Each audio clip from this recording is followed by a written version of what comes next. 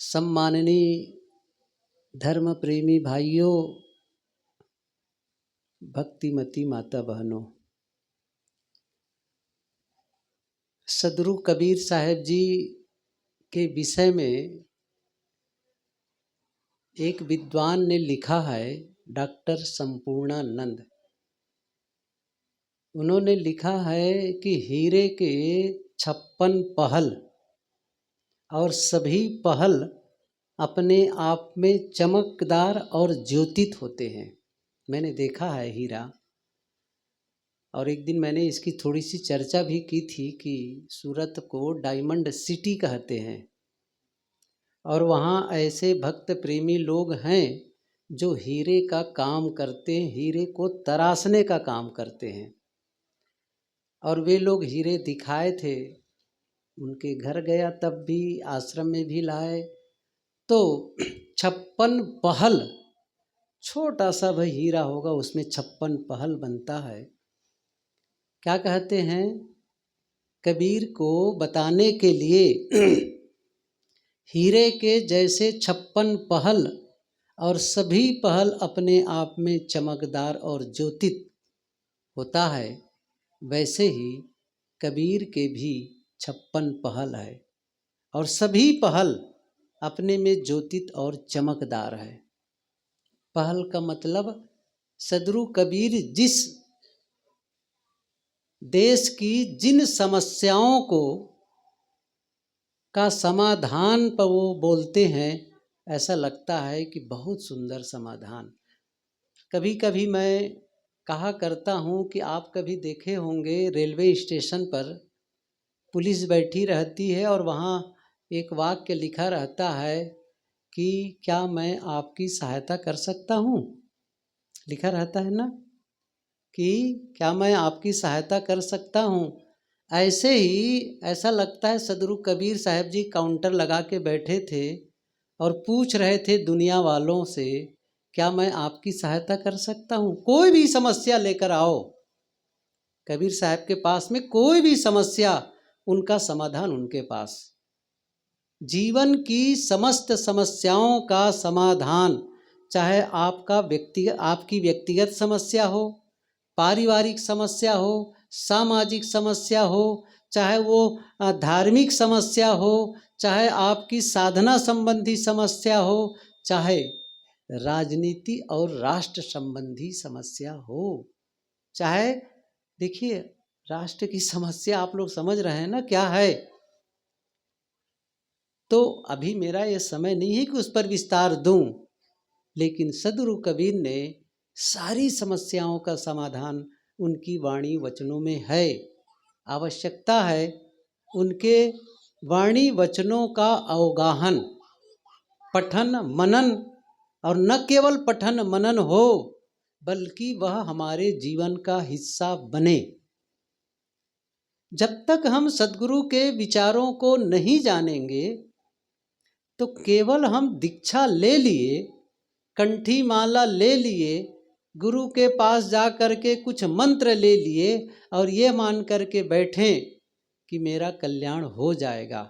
इसी प्रकार से है जैसे कोई स्कूल कॉलेज में जा कर के एडमिशन ले ले, है ना, एडमिशन ले ले, नाम लिखा दे और वहाँ जाके पढ़ाई न करे, पास हो जाएगा? न घर में पढ़ता है, न स्कूल विद्यालय कॉलेज जाके पढ़ता है। यही बात है, केवल दीक्षा लेकर के किसी का कल्याण हुआ है। क्या मैं ये कह रहा हूँ कि दीक्षा लेना गलत है? नहीं, दीक्षा आवश्यक नहीं, जरूरी है, लेकिन आप ये मान करके बैठें कि अब तो गुरु महाराज के लिए, गुरु महाराज को मैंने समर्पित हो गया है, मेरा जीवन समर्पित है, अब वो मेरा कल्याण कर देंगे। मैं बताऊं, यदि यहाँ कबीर साहब जी अभी यहीं आ जाते ना और आप ऐसा कहते ना तो कबीर साहब जी बहुत डांट लगाते। मैं 500 साल पहले जो संदेश दिया है क्या वो कम है? क्या आज भी आशीर्वाद की अपेक्षा कर रहे हो? आशीर्वाद का मतलब ये है हमें कुछ न करना पड़े और हमारा जीवन कल्याणमय हो जाए, अर्थात मेरा पाप कट जाए, मेरे मन के कलमश खत्म हो जाए, मेरे जीवन में शुद्धता और पवित्रता आ जाए, इस अपेक्षा में आप कोई हैं तो मेरा निवेदन है ऐसा न करें। सच क्या है? सदगुरु कबीर ने एक पंक्ति कही है, बहुत प्रसिद्ध है। करु बहिया बल आपनी छाड़ बिरानी आस, जाके आंगन नदिया बहे सो कस मरे प्यास।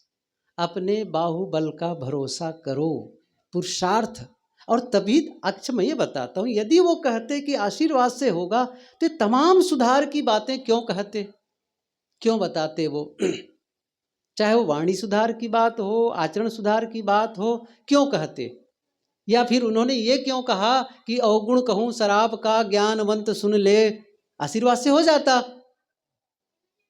वो जानते थे आशीर्वाद से नहीं होगा, तभी वो सुधार के लिए पंक्तियां कही हैं।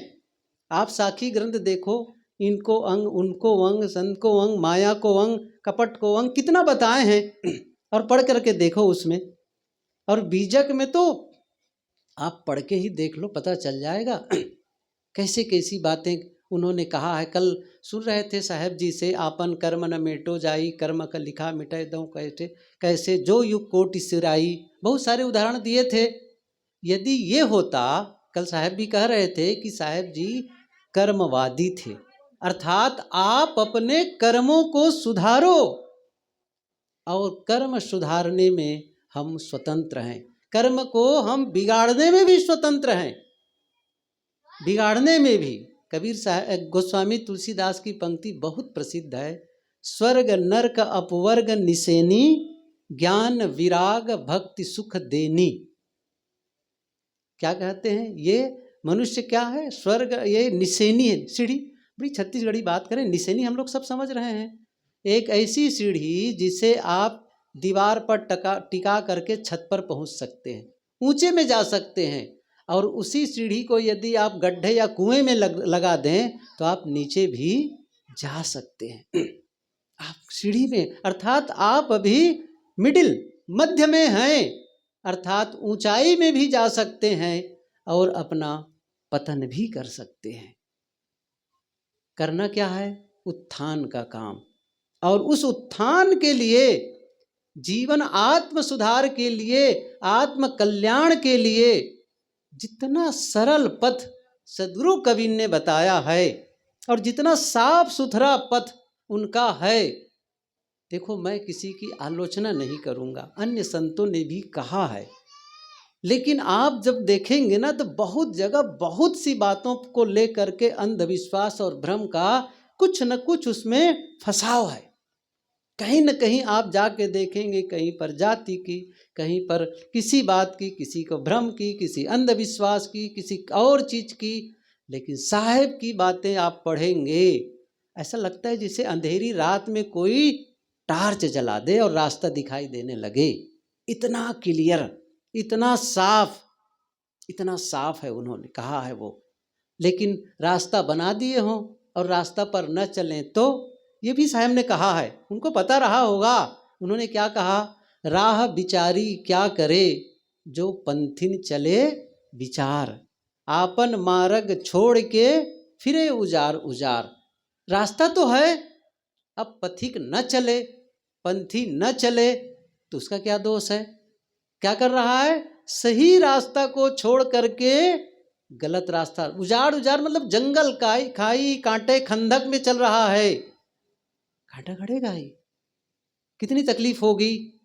आप और हम जानते हैं एक सही पथ होता है और एक गलत पथ होता है। जब आप अपने जीवन में गलत खान पान वाले रास्ते पकड़ लेते हैं तो सही रास्ता को छोड़ देते हैं। आपके वाणी वचन में असंयम है, बोलने में कटुता है, अश्लीलता है, धोखाधड़ी वाला है, इसका मतलब आपने गलत रास्ता पकड़ लिया है। चोरी करते हो, हिंसा करते हो, व्यभिचार में लगे हुए हो, क्या है वह? गलत रास्ता पकड़ लिए हो। साहब कहते हैं रास्ता तो है, राह बिचारी क्या करे, जो पंथिन चले विचार, आपन मार्ग छोड़ के फिरे उजार उजार। ये बहुत सारी बातें उन्होंने कही है। और उनका जो यदि संदेश थोड़े में हम कहना चाहें तो उनका संदेश है आत्मज्ञान। और इसी आत्मज्ञान के नाते उन्होंने अब देखिए बहुत सारी बातें विभिन्न पंथों में विवाद का विषय हो जाता है। जैसे कोई अभी मैं कहूँ ईश्वर है कि नहीं, कुछ लोग कहेंगे ईश्वर है, कुछ लोग कहेंगे नहीं है, ऐसा कह सकते हैं। कुछ लोग कहेंगे कि भाई द्वैत है कि अद्वैत है, फिर से उसमें विवाद का विषय हो जाएगा। कहीं ईश्वर अलग है कि वो भीतर है, बहुत सारी बातें हो सकती हैं विवाद के लिए। लेकिन ये कहा जाए आप हैं कि नहीं हैं, आप हैं कि नहीं, आप कहिए मैं नहीं हूँ, कह के देखो जरा से। कल्पना करो मैं एक कक्ष में बैठा हूँ, रात में अंधेरा है, आप आए मिलने के लिए और पुकारे दरवाजे के पहले ही आकर के साहेब जी साहेब जी, और मेरा मिलने का मन नहीं था, मैं ध्यान में बैठा था अपने आप में शांत, बिल्कुल शांत, और ऐसा था कि मैं शांत रहूं, लेकिन आप पुकार रहे हैं साहेब जी साहेब जी, और मैंने भीतर से क्या कहा, मैंने कहा मैं नहीं हूं। आप क्या कहेंगे, इसका मतलब आप हैं, सही है ना, इसका मतलब आप हैं। नहीं हूं कहने के लिए भी आपका होना जरूरी है। बस यही बात साहब कहते हैं कि बीजक का संदेश इसी के लिए है, कबीर की वाणी इसी के लिए है, आत्म परिचय। जो बाहर अभी सुन रहे थे ना, बाहर भटकते हैं, कोई मथुरा कोई काशी, पानी में मीन प्यासी, कोई मथुरा कोई काशी, इस पर बातें बहुत हो चुकी हैं। मैं एक दूसरी बात जो कबीर साहब जी का दूसरा पहलू है, उसे थोड़ी देर के लिए मैं कहने का प्रयास करूंगा, वो है प्रेम का संदेश।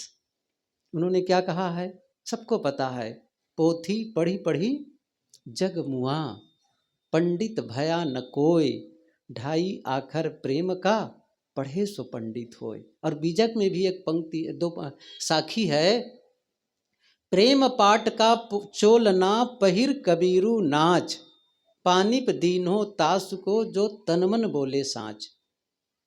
प्रेम पाट का चोलना, प्रेम का एक चोलना बना लो, कपड़ा बना लो, अंगरखा बना लो और पहन करके नाचो। क्या कहना चाहते हैं साहब संकेत में, प्रेम का कोई वस्त्र नहीं होता है कि आप दुकान में जाके खरीद लो। इसका मतलब है आप अपने जीवन को प्रेम पूर्ण बना लो, और सारे व्यवहार, नाचने का मतलब है जीवन की गतिविधि, जीवन के कार्य व्यवहार को प्रेम पूर्ण करो, प्रेम पूर्ण करो। प्रश्न होता है ये प्रेम का क्या महत्व है हमारे जीवन में, प्रेम है क्या चीज। देखो जैसे आप दीवार बनाते हैं ना, दीवार तो ईंट पर ईंट रखते चले जाते हैं, लेकिन केवल ईंट पर ईंट रखते चले जाएंगे तो छत ढालने योग्य नहीं होगा। कब होगा, जब ईंटों के बीच में आप गारा लगाते हैं, किसका, सीमेंट और बालू का। ईंटों को जोड़ने के लिए सीमेंट और बालू का गारा होता है, ऐसे ही मनुष्यों को जोड़ने के लिए गारा है। वो गारा कौन सा है, प्रेम और विश्वास का। मनुष्यों को जोड़ने के लिए प्रेम और विश्वास का गारा है। जब सीमेंट कमजोर हो जाता है तो ईंटें बिखरने लगती हैं, प्रेम कमजोर हो जाता है तब भाई भाई साथ हैं। एक दिन एक भाई ने कहा, भैया मैं अलग रहूंगा। क्या भोजन नहीं मिल रहा है, कपड़े नहीं मिल रहे हैं, रहने की जगह नहीं है, क्या हो गया है, प्रेम कम हो गया है, विश्वास कम हो गया है, खत्म हो गया है, और तभी तो अलग रहने की बात आ रही है। साहब क्या कहते हैं, प्रेम प्रेम लाओ प्रेम की। हम सबको ये पता ही नहीं चलता है कि प्रेम कैसे घट रहा है। देखो प्रेम की स्थिति कैसी है, प्रेम होता है पौधे की तरह। बहुत थोड़ी सी और बड़ी सरल और व्यवहारिक बात मैं बताना चाहता हूँ, थोड़ा सा ध्यान रखेंगे आप लोग। प्रेम क्या है, पौधे की तरह है, पौधे की तरह। पौधे को सींचते चले जाओ, वो हरा भरा रहता है, कुम्हलाता नहीं है। और जब प्रेम को सींचना बंद कर दो, तब पौधे को सींचना बंद कर दो, तब कुम्हला जाता है। ऐसे ही प्रेम भी पौधे की तरह है, प्रेम को सींचते रहो सींचते रहो, प्रेम हरा भरा रहता है। और जब सींचना बंद कर देते हैं तो प्रेम भी कुम्हलाने लगता है। कैसे कुम्हलाने लगता है? कैसे पता चले कि प्रेम कुम्हला रहा है, प्रेम मुरझा रहा है? एक बात बताऊं मैं, जीवन हमेशा हमें इंडिकेट करता है, संकेत भेजता है, लेकिन चूंकि हम लोग तो जीवन का अध्ययन करना ही भूल गए हैं। पोथी को पढ़ने वाले भी, शास्त्र पढ़ने वाले लोग भी जीवन की पोथी नहीं पढ़ पाते हैं। ये जितने शास्त्र बने हैं ना, जितने शास्त्र बने हैं ना, इन सारे शास्त्रों का केवल एक ही काम है। क्या है वह काम? सारे पोथियों का एक ही काम है कि वो हमें जीवन की पोथी को पढ़ना सिखा दें, बस। जीवन संकेत भेजता है। और मैंने कहा था ना, जीवन के बारे में तो पढ़ाया ही नहीं जाता। जैसे मैं जब बच्चों के बीच बोलना होता है, कल ही मुझे जाना है और मैं जल्दी से जाना चाहता था आज ही। कल एक कॉलेज में बीएड के छात्रों के बीच में बोलना है मुझे। 10 से 2 के बीच में कार्यक्रम है, बीएड के छात्रों के बीच में मुझे कुछ बोलना है। तो जब भी मुझे विद्यालय में बोलने का अवसर आया या कभी भी स्टूडेंट से मिलने आते हैं, मैं प्रश्न पूछ लेता हूँ, क्यों पढ़ते हो? बस इतना छोटा सा प्रश्न, क्यों पढ़ते हो? बड़े अजीब ढंग से मुझे देखते हैं। वो क्या देखते हैं, क्या इनको इतना भी नहीं पता कि क्यों पढ़ते हैं? मैंने कहा बता दो क्यों पढ़ते हैं। बड़ी हैरानी होती है उनको। तब वो क्या कहते हैं, ज्ञान पाने के लिए। मेरा प्रश्न होता है, कौन सा ज्ञान पाना चाहते हो? चुप। आगे बढ़ने के लिए। फिर मैं पूछता हूँ, किस दिशा में आगे बढ़ना चाहते हैं? फिर चुप। बहुत सारी बातें। फिर अंत में क्या कहेंगे? कहते हैं नौकरी पाने के लिए। बात तो यही थी। क्या कहते हैं? नौकरी पाने के लिए। फिर मैं कहता हूँ, इसका मतलब है आप पढ़ लिख करके पैसा बनाने की मशीन बनना चाहते हो, और क्या है? क्या शिक्षा का इतना ही उद्देश्य है कि आप नौकरी पाओ? इसका मतलब शिक्षा को समझा ही नहीं गया, और शिक्षा पद्धति बनाई ही इस ढंग से गई है। मैं सच बताऊं तो शिक्षा का उद्देश्य, आज मैं आपसे निवेदन करना चाहता हूं, शिक्षा का 2 उद्देश्य, एक जो हमें रोजी रोटी कमाना सिखाए, और दूसरा है जो हमें जीने का ढंग सिखाए। रोजी रोटी कमाने की शिक्षा विद्यालय, कॉलेज और महाविद्यालय, स्कूल और कॉलेज में जाकर के आप पा सकते हैं, लेकिन जीने का ढंग कहाँ सीखेंगे? मैं बच्चों से पूछा था, क्या बनना चाहते हो पढ़ लिख करके? किसी ने कहा हम डॉक्टर बनना चाहते हैं, वकील बनना चाहते हैं, इंजीनियर बनना चाहते हैं, प्रोफेसर, बहुत सारी बातें कहे। लड़के थी, लड़कियां थी, सच्ची घटनाएं, आश्रम की बात है, जो आए थे मिलने के लिए वे लोग। मैंने पूछा कि अच्छी बात है, आप लोगों ने पढ़ लिख करके क्या क्या बनना चाहते हैं ये बताए। मेरा एक छोटा सा प्रश्न है, आप लोगों में से कितने बच्चे हैं जो पढ़ लिख करके अच्छा इंसान बनना चाहते हैं? सभी चुप और मौन। मैंने कहा, बच्चों, जो आप पढ़ लिख करके बनना चाहते हैं, हो सकता है न बन पाओ।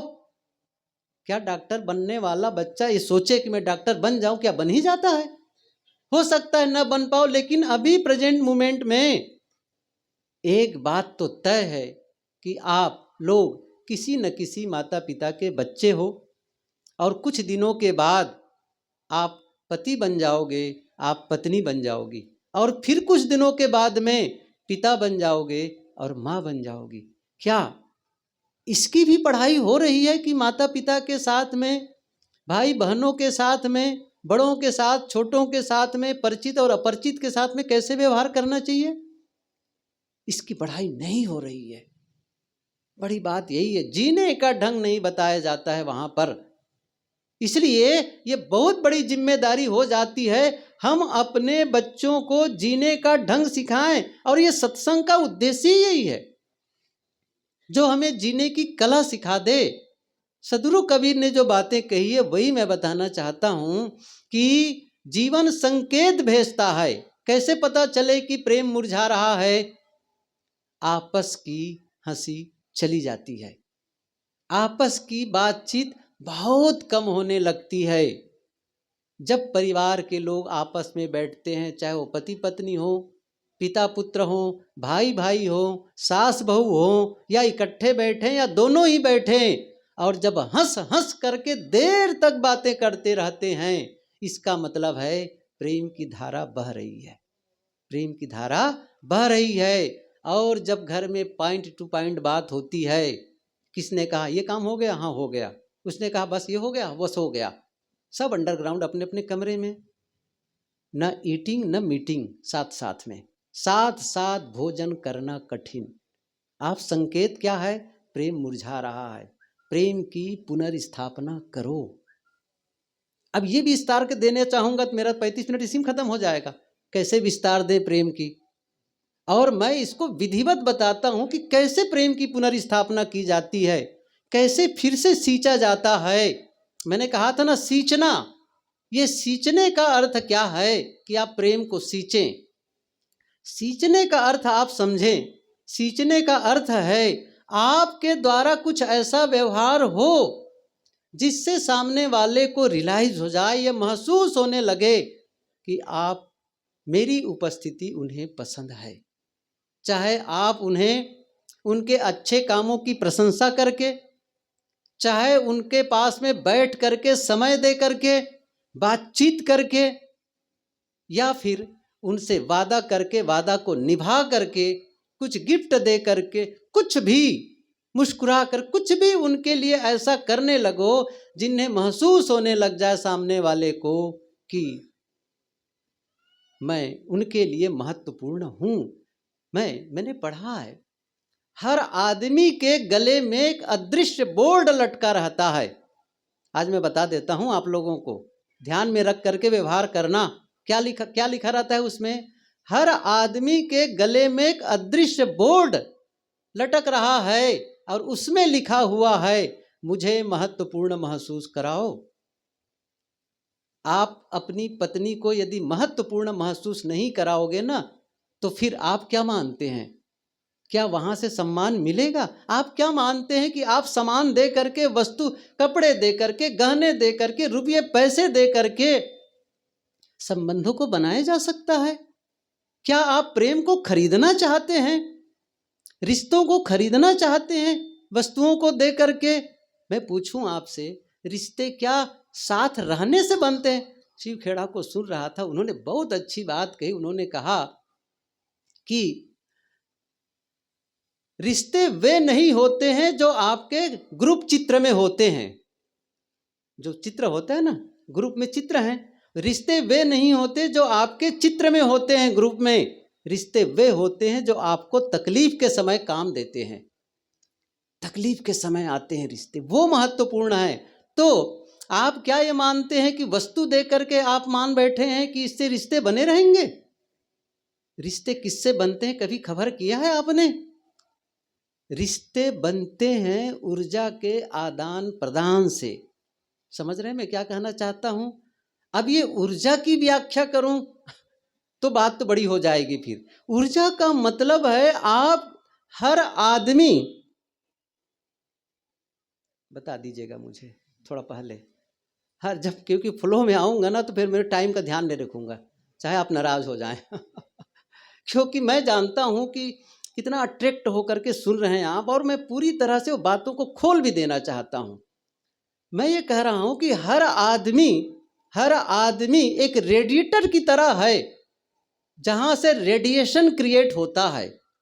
इसको बताने के लिए आज का बड़ा सरल उदाहरण है आपका मोबाइल।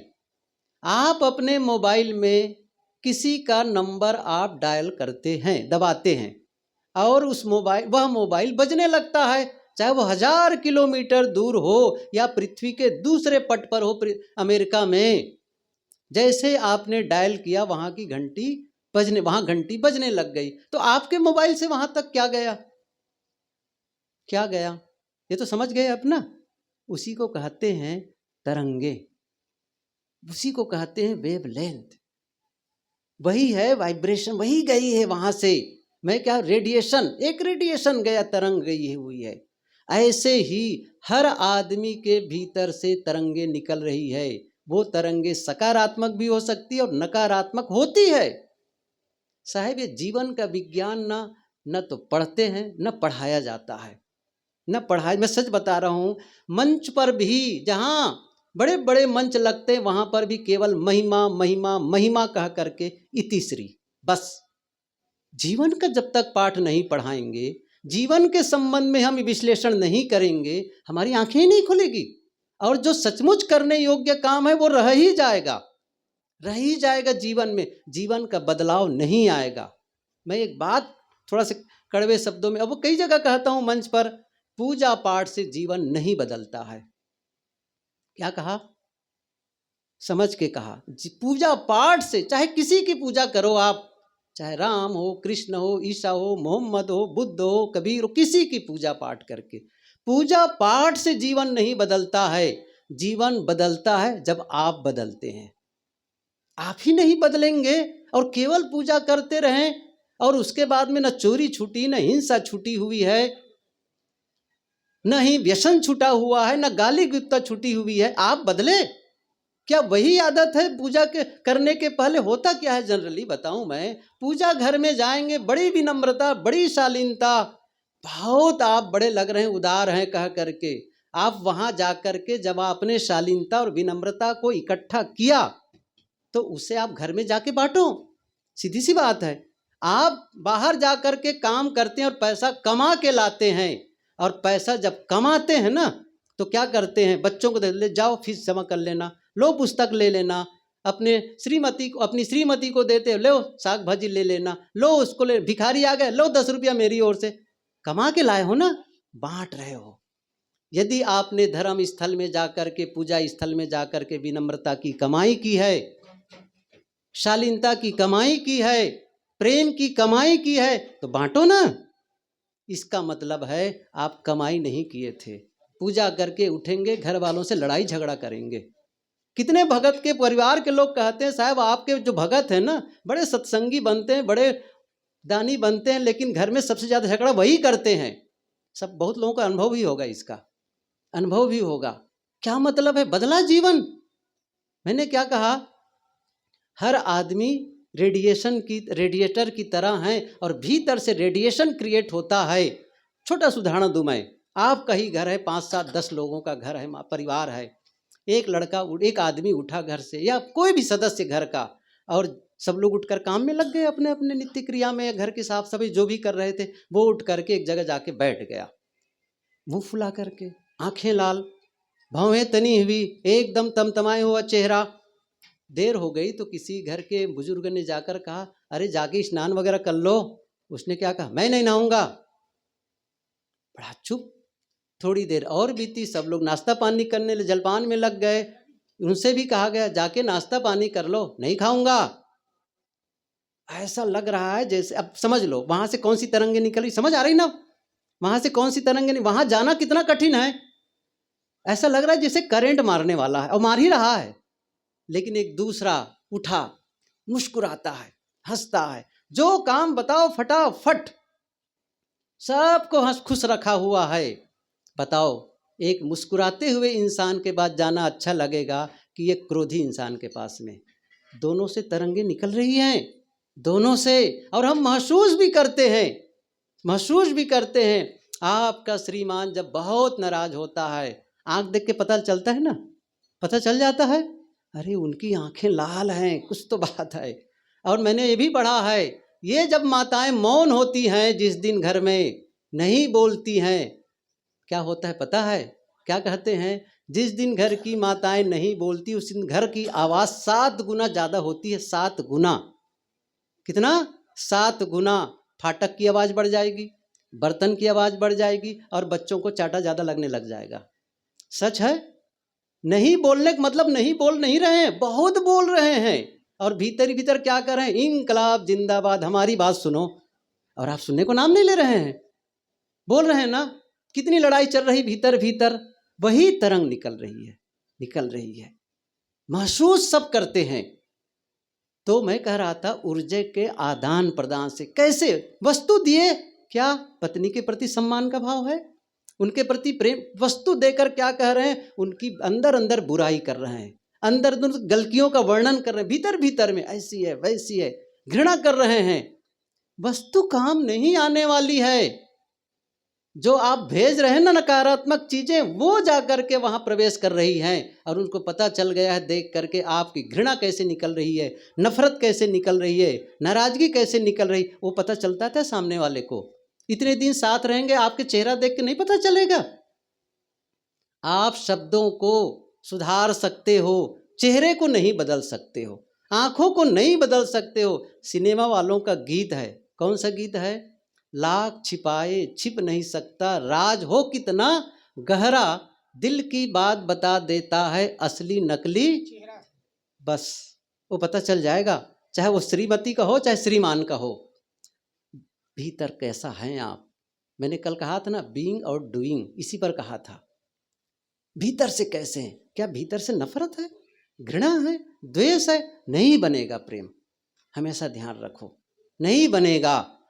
लेकिन वस्तु कितना कम से कम साधारण वस्तु दो, लेकिन बहुत सम्मान का भाव है उनके प्रति, आदर का भाव है। और प्रेम का अर्थ क्या होता है, मैं छोटे से सूत्र में बताऊं। क्या कोई किसी को कह देता है मैं तुमसे प्रेम करता हूं, यही प्रेम है?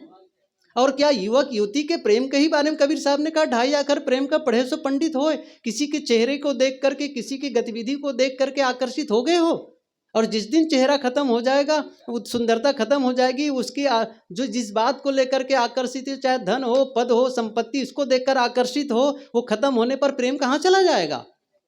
प्रेम का अर्थ है दूसरे के हित की चिंता। क्या कहा मैं? प्रेम का मतलब है दूसरे के हित की चिंता। इसका मतलब है पति यह चिंता कर रहा है कि मैं ऐसा कौन सा काम करूं जिससे मैं अपनी पत्नी को अधिक से अधिक आराम दे सकूं, अधिक से अधिक प्रसन्न रख सकूं। और पत्नी भी चिंता कर रही है, मैं ऐसा कौन सा व्यवहार करूं जिससे मैं अपने पति देव को अधिक से अधिक प्रसन्न रख सकूं और अधिक से अधिक आराम दे सकूं। यही बात भाई भाई में है, यही बात पिता पुत्र में है, यही बात सास बहू में है, ननद भावज में है। दूसरे के हित की चिंता हो रहा है। यहाँ क्या हो रहा है? मुझे अच्छा सामान मिले, मुझे बढ़िया कपड़ा मिले, मुझे कम से कम काम करने पड़े, मेरी बातें सब माने, मैं किसी की बात मुझे मानना न पड़े। क्या होगा? समझ रहे हो ना? त्याग के बिना, कबीर साहब ने कहा, त्याग के बिना संबंध कैसे मधुर हो सकते हैं? दो बहुत बड़े उदाहरण है हमारे देश के। एक है महाभारत का उदाहरण और दूसरा है रामायण का उदाहरण। कौरव और पांडव में किसकी लड़ाई हुई थी? समझ रहे हैं ना? दोनों कहते थे मुझे चाहिए, मुझे चाहिए, मुझे चाहिए, और आपस में कट के मर गए।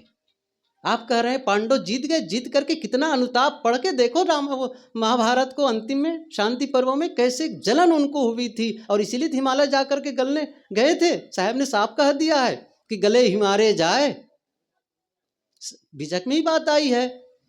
कहाँ हुआ उसका कल्याण? हित नहीं है। आप जीत करके, मार काट करके भला शांति मिलने वाली है? रामायण को देखो, राम चले गए, जिसको कहा गया गद्दी आपको मिलने वाली है, और सुबह कह दिए नहीं आपको वनवास होने वाला, वो छोड़ के चले गए। भरत कहते नहीं, ये अधिकार भाई का, भैया का है। दोनों के सामने वो जो राज्य है ना अयोध्या का, वो गेंद की तरह, फुटबॉल की तरह दोनों मारते हैं। कितना प्रेम रहा दोनों में, क्या त्याग का भाव है? यदि नहीं होगा, और आप प्रेम की स्थापना नहीं कर सकते हैं। इसलिए प्रेम बहुत जरूरी है। मैंने कहा था ना, संबंधों को मधुर बनाना है। रिश्ते बहुत महत्वपूर्ण होते हैं। मत कहो कि मैं सफल, घर में मिली असफलता बाहर किसी भी सफलता से पूरी नहीं हो सकती है। हो सकता है आप बाहर जाके सफल हो गए हो, बड़ा सम्मान मिल रहा हो, फूलहार चढ़ाए जा रहे हो, पैसे भी कमा रहे हो, बहुत सारा धन कमा के ला रहे हो, और आपको पहले ही पता चल गया है जैसे घर में जाऊंगा पत्नी लड़ने के लिए तैयार है, आपके पांव फूलने लगेंगे। क्या करेगा वो पैसा? लेकिन आपके घर में आपका सम्मान होता है। उस घर के मालिक को मैं असफल कहता हूं जिसके आने से घर वाले परेशान हो जाते हैं। घर वाले क्या सोचते हैं, जितना वो घर से बाहर रहे उतना अच्छा। एक दिन उन्होंने क्या कहा, मैं 4 दिन के लिए बाहर जाना चाहता हूं। घर वाले क्या कह रहे हैं, सप्ताह भर के लिए जाओ ना, अच्छा ही रहेगा, हम लोग मजे से रहेंगे यहाँ पर। लेकिन जिसके आने से घर के लोग खुश हो जाते हैं, बहुत अच्छा लगने लगता है, घर का मालिक है बहुत अच्छा, आनंदित हो जाते हैं, वो मालिक सफल है। आपके आने से घर वाले परेशान हो, कैसे सफल हैं आप? इसलिए आपस के रिश्तों को बनाओ।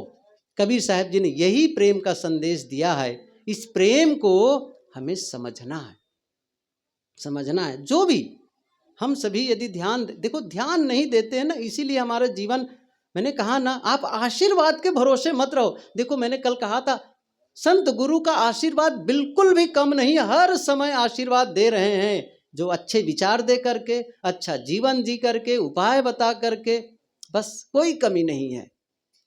अपना आशीर्वाद अपने पर है, अपना काम कर रहे हैं, क्या उन संदेशों का पालन कर पा रहे हैं? मैंने कल कहा था ना, एक शब्द को बस आज कोई एक निर्णय लेकर के जाओ, बस ये सफल हो जाएगा। सत्संग इतना बड़ा आयोजन किया गया है, क्या सुबह उठो और एक निर्णय ले लो, आज का दिन मेरे मुंह से एक शब्द भी कटु नहीं निकलेगा, जब भी निकलेगा मीठा और प्रेम से निकलेगा। साहब ने क्या कहा, घट घट वह साई बसतु है, कटुक वचन मत बोल रे। ये संदेश यदि हम लेकर के जाते हैं, एक निर्णय ले लो, जबान सुधार लो, बस देखो आपस के रिश्ते कितने मधुर होने लग जाएंगे।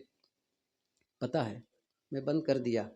आप लोगों को धन्यवाद है जो प्रेम से सुने और इतना सम्मान दिया। आयोजक लोगों से भी धन्यवाद है, और साहब जी के दर्शन हुए, आपके विचार सुनने को मिले, साहब लोगों का भजन सुनने को मिला। बहुत बहुत आभार और धन्यवाद। मैं अपनी वाणी को विराम देता हूँ। आप सब